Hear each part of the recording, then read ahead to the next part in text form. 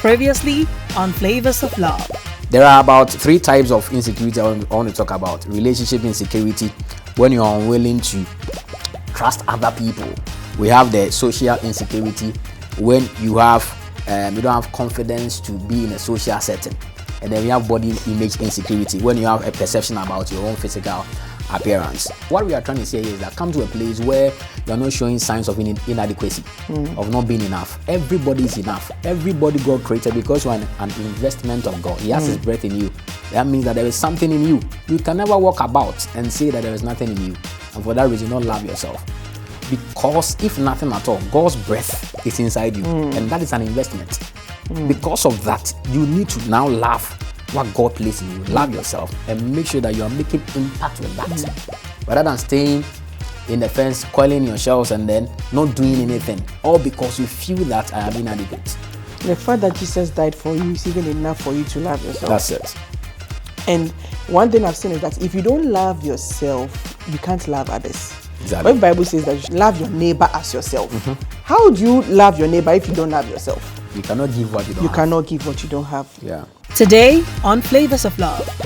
A generation where young people will enter into what they call relationship and then begin to exclude everybody, but then they themselves. I call it exclusivity. The moment he got that boy, that girl, closes the door to pastor, to uncle, to mother, to father, to everybody. I think that you should place premium on the relationship you have with your mom, your dad, your siblings, your family members. Because if nothing at all, and your friends, because if nothing at all, when you are ready to marry and you do save the date, you will share it to us. Why did you share? Why didn't you share it to yourself? You are sharing to us because you want us to also come and witness. You need us there. That is it. In your quest to show love to other people romantically, stop playing marriage. Your body belongs to you if you are not married to the person. It doesn't belong to any person. They can just admire. They cannot touch. If you want to touch, you can touch your head. You can touch your legs. But from your neck level to your knee level, it belongs to Jesus. Your hands. They can touch your hands. So we are moving to the third and the final aspect or angle of flavors of love. And that is loving others. Loving others. Sirwilly, please share something about loving others with us. The others flavor. I will talk about 2 things. The Platonic and then the romantic. Platonic has gotten no sentiment when it comes to romanticism attached to it. The love we have for our family and friends. I think that we should place premium on such things. A generation where young people will enter into what they call relationship and then begin to exclude everybody, but then they themselves. I call it exclusivity. The moment he got that boy, that girl, closes the door to pastor, to uncle, to mother, to father, to everybody. I think that you should place premium on the relationship you have with your mom, your dad, your siblings, your family members. Because if nothing at all, and your friends, because if nothing at all, when you are ready to marry and you do save the date, you will share it to us. Why did you share? Why didn't you share it to yourself? You are sharing to us because you want us to also come and witness. You need us there. That is it. So don't cut other people off.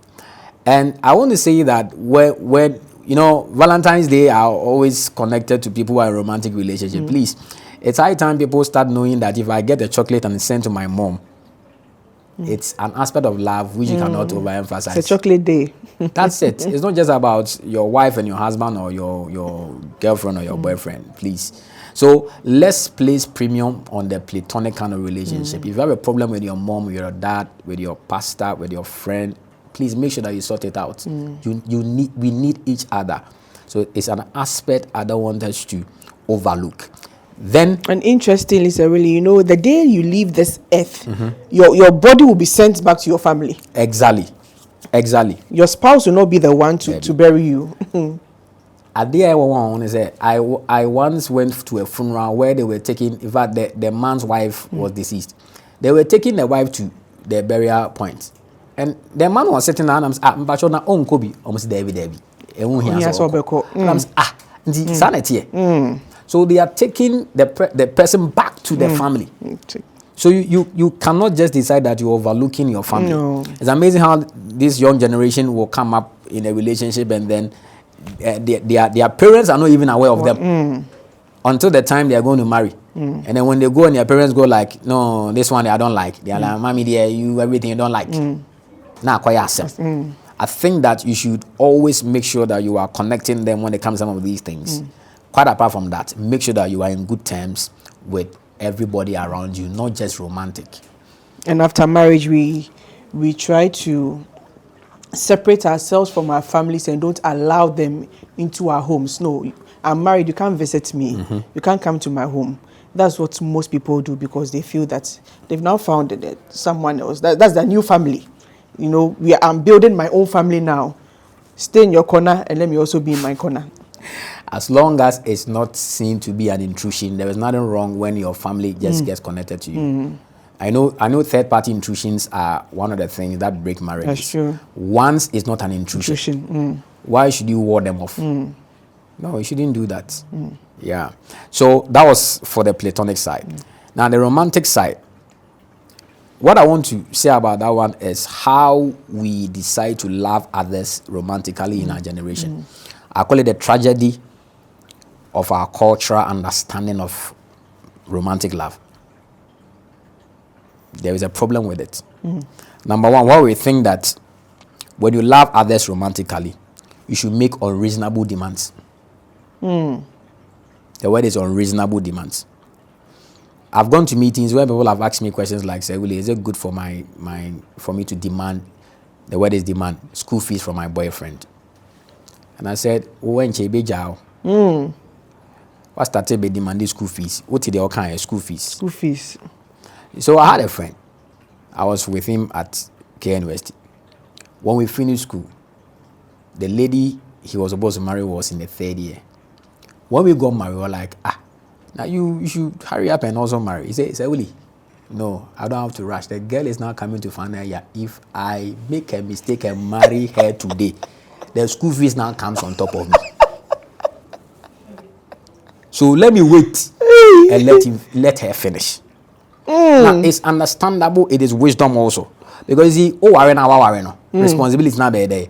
One thing that this generation needs to understand is that you should stop making unreasonable demands on your partner. Most especially, it goes to the guys. The ladies making demands on the guys. You are asking for things you know that, with all due respect, your parents can't even get for you. The guy himself is using a Samsung A51. You are asking for iPhone Pro Max 16. What are you talking about here? You're not even a girl who is ready to be a wife. You understand? This one, you marry this one, it's likely you are dying in 3 days' time. Yeah. Because there are weightier things you should be looking at. Okay. I wanted to get a new phone. I went to a shop and then I said, I'm using this particular phone. I want a higher version. So that is it. That one is 8,000. I said, I'll come back soon. Yeah, that was just by the way. Yeah. But the point is that don't make unreasonable demands. No, people can be good to you. They can choose to pay the fees for you, but it's not their responsibility. Not their responsibility. That's it. So if the fees is say 10,000, the guy goes like, oh, I'll pay. Don't think that because he paid next semester you want to come for it. It was just pure kindness. Thank you for doing that, but don't expect it next time. So don't place unreasonable demands in loving people romantically. And then also, we have globalized and normalized this thing called sexual impropriety when it comes to our romantic relationship in this generation. I'm still talking about the others flavor. In your connection with other people of the opposite sex, romantic relationship, we are normalizing sexual involvement. And that is another tragedy that I want to talk about.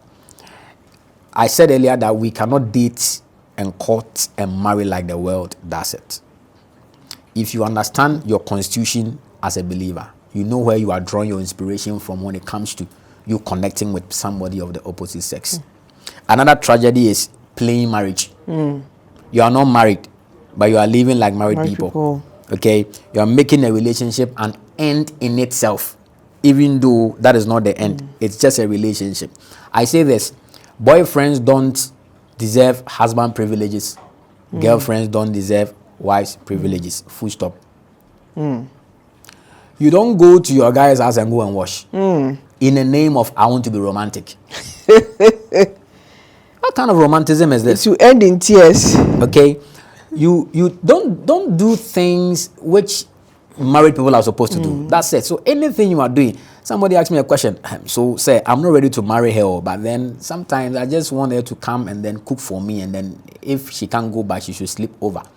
I said that if you're not ready to marry, why do you want to do the things married people do? Just let it be. If you are ready, you come. Just commit yourself. I don't understand why people want to do that. And this person I'm talking about, it was a church program we were doing. The guy got angry, cried, and left. Yeah. Just because you are saying that if he's not ready, he shouldn't be. I think that's what shouldn't be worrying somebody's daughter like that. You take. By this time, the lady too is doing it too. Oh, of thinking course. That she has gotten a guy. Gladly doing it. Oh, say on the cohabitation, they are very normal for people. You say, oh, most especially for people think that, oh, you're quite a nyeshy. There be oh, nyeshy now, you can't want some more. And nyeshy, stop doing your things like that, because you see, you devalue yourself. The value that is supposed. How do you pick an iPhone? Okay, let me say this. Do you know that if you go for Coca-Cola fridge and then you place in other drinks, when they come and see that they become angry. That's their product. You are putting other products inside. So what you are doing is that you are devaluing yourself. You are supposed to be at stage 54. Just because of what you are doing, you are bringing yourself to stage 24. You don't go and pick an iPhone and go and put it in an Alcatel shop. They have a special place. Even if it's supposed to be in that shop, they have a special place for it. Not mixed up with the other phones. So stop playing marriage in your quest to show love to other people romantically. Stop playing marriage. Your body belongs to you if you are not married to the person. It doesn't belong to any person. They can just admire. They cannot touch. If they want to touch, you can touch your head, you can touch your legs. But from your neck level to your knee level, it belongs to Jesus. In your hands. They can touch your hands. Yeah, so that is the others flavor. Okay, so still on the others flavor, when we narrow it down to marriage or relationships, how should couples show love to each other? Yeah, amazing question. So we are looking at married couples here. I want to let this one be with the married couples. Okay. They should be the best. The best is an acronym. BEST. You should be best to each other. B stands for blessing. Blessing. You should bless them. The word is eulogia. Speak well of your spouse. Speak well of your spouse, because death and life are in the power of the tongue. And she said, oh yeah, they speak well. What you're actually doing is that you are counteracting that negative thing or hand or counter. So speak well. Sometimes it can be very annoying when your partner is doing certain things and you're like, come on, what is this? You just want to release a certain word, be a powerfully negative. But speak well. So you bless. The E is edify. You should be able to build your spouse up. Build them up spiritually. Build them up professionally. Build them up in every sense. So if he's somebody who is not spiritually inclined, you should be able to build them up. The prayer life or form, build it up. The nyame say, build it up. Professionally, in a juma or facing issues, what can you actually do to build it up? Career-wise, build up. Escaping also the body trainer, otimi etwaswa, build up. Encouragement also the manner, build up. Okay, if it comes to say the educational level or form, what there was through, you can build up. Professors, I know a doctor, a PhD holder, who was married to an SHS graduate. Nyame lady in tertiary institutions as I speak with you. Wow. That is a building up. Wow. So we should be able to build up. Okay, so you bless, you edify. That is the building up. Then the S is for sharing. Sharing material stuff. That's number one. It's funny how sometimes many boy you can't say you don't want banning your pattern first. Yeah, they are sure. To the Biana, they are telling the lady Messi, Obano, who's can no castle when you're back into a but of course, you should be sharing material stuff. And one was in this generation, Oba Timiko Sifia Brand Kunim. A Kosubebre. We are not, or they are high Nikuna Ajiska. Where I was a mammy to me for some member, the Sumi and the theatre almost. And that is a canism, it's not Christianity. No Christianity. It's a canism. I can force seminars are normal. And yet culture they worry, even though there is a cultural aspect of it. So we should be able to share material stuff. What belongs to you belongs to your spouse. Then we should share our bodies.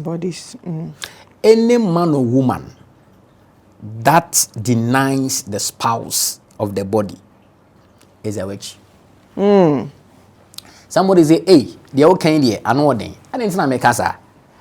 Witchcraft is demonstrated or manifested in three forms: manipulation, domination, ultimate control. You see, if you have to manipulate your spouse before sex can happen, share your body. That's why I'm saying that you are practicing witchcraft, even though you don't know. Unconsciously, you are a witch or you are a wizard. Because you didn't give me this, then it's not happening. If you want it to happen, then make sure that when we are done, you are getting me this. You are an unconscious witch or wizard. And that shouldn't happen. You must share. Share material stuff, share your bodies. Then the T is for touching. So back to share, I think you should be able to also share what's on your mind. Exactly. Your emotions, how you feel, everything. Exactly. Share what bothers you. And I think spouses should be able to come to a place where they're able to read their partners and know that there's something wrong. Because sometimes, especially men, yeah. But also banning to me no, there is something wrong. Now Pekwan be so bit my bekasa. Because Otimisha he doesn't have to carry it over to the next day. A bit my problem. So share what is your mind. Don't say that I can't own to it. Just share. It's how you're going to share that becomes a problem when it comes to we speaking with our spouses. Started it will end in tears. And you should know how to start this particular thing. So that's with the sharing. Then the T is for touching. Isn't it interesting that when people are not married, they'll be touching themselves? When they marry, they stop. For this one, it's a mystery, Sirwilly. Wow. So touching is an expression of consent. Okay, I think that studies have shown that when a kid is being given an injection and mothers are able to tap their backs like that, to some extent, it reduces the extent of pain they feel. It's amazing that we have over 5 million receptors, and almost about 1 to 3 million are found in the hands. So the right kind of touch to somebody can release chemicals from the toucher to the touched. And it does amazing things. And that is why when people are hugged, they feel okay. I'm not talking about the kind of hugging this generation has been doing. The lingering kind of hug. I'm talking about a hug which doesn't come in with any romantic, sentimental issues. Obibi be a frame. It gives some comfort and some warmth. And I think that couples showing their love to each other should come to a place where they are making touches an integral part of their love life. So that is it when it comes to how couples can show their love. So blessing, edifying, sharing and touch. That's powerful. So best, B is a blessing. You should be able to bless your partner. You know, there are people who curse their partners. That's very wrong. You should be able to bless your partner. E, you should be able to edify your partner. S, you should be able to share with your partner. Share everything, your body, material stuff, everything. And T is you should be able to touch your partner. So these are the ways that you can love your partner. It's been such a powerful session, very insightful. We've learned a lot. I know that you have been blessed so far, right from the beginning till now. And Sirwilly, please, what are your final words before we leave? I want to wrap up with a scripture from Philippians chapter 1, verse 9 to 11. From the Philippians Message chapter 1. translation of the Bible. Philippians chapter 1, verse 9 to 11. So if you can read, and then we can. Philippians chapter 1, verse 9 to 11, reading from the Message version. So this is my prayer, that your love will flourish, and that you not only love much, but well. All right. So the Lord wants our love to flourish. As we talk about flavors of love, our love should flourish, and we shouldn't love much, but well. Don't just go about telling people, I love you, I love you. That's not the most important thing. Love well. Loving well means that understanding God's import of love and what God wants love to be like. So don't love much. Stop buying more teddy bears. Stop buying more of those things and know how to love well. So there is a difference between loving much and loving well. You could love much, but the wellness might be missing. Wow. Learn to love appropriately. That's it. So there is an appropriate way to love.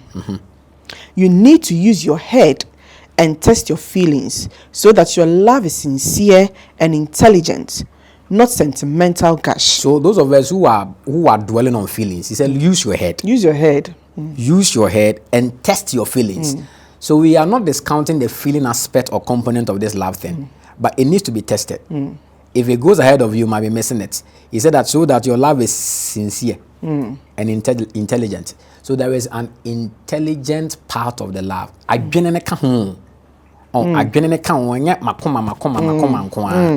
is so busy menya broken mind they be a broken heart because in fact continue sorry I say. So it should be intelligent, it should be sincere, and also not sentimental gush. So it's like you are spewing about sentiment and telling people that you love them. Obi any ambra catch girl be say odi me do me pel panty on be kasa for 23 hours out of the 24 hours we have in a day. Credit number some better for but me when appropriate a sentimental gush. Live a lover's life. Circumspect. So he's trying to let us understand a lover's life here. Circumspect, and exemplary. Okay. A life Jesus will be proud of. That is a lover's life. So if the kind of love you are showing to somebody is not a love Jesus can be proud of, forget it. It's not a lover's life. It doesn't matter how well you profess you love somebody, how well you profess you love your spouse. If Jesus cannot be proud of it, forget it. Bountiful in fruit from the soul, making Jesus Christ attractive to all, getting everyone involved in the glory and praise of God. That's a powerful one. Making Jesus Christ attractive to all. So you see, the love you are showing to your spouse, or you are in a premarital relationship, just the way you are loving your partner, it makes Jesus attractive to other people. And then he says that getting everyone involved in the glory and praise of God. Say they will actually come and say that, you know what, I just want to join your church. You've not spoken to me, but I just love the way you are doing this, your love life. It's not just like the world does it. So you become an evangelist without even knowing it. I tell you what, when we get to heaven, there are people Jesus will tell you that it was because of you they came to know me, that you never know. Or because of the way you lived your life. So viewers, let's come to understand this point. Let Jesus be proud of the kind of love we have. Let it be exemplary. Let it be appropriate. Let it be attractive. And let Jesus be glorified. Let Jesus be glorified. Hallelujah. We thank God for a very, very, very powerful session. It's been such a blessing. I don't know, Sirwilly has shared a lot. Very, very insightful, enlightening stuff. I mean, you can't afford to remain the same after following everything that he has shared with us. God bless you so much, Sirwilly. We are so grateful that you came. You honored our invitation. It's been such a blessing. Thank you. Thank you. People of God, thank you so much for staying with us, for watching and following. We believe that your lives will never be the same. God bless you all. We would have to end here. See you some other time. Bye-bye.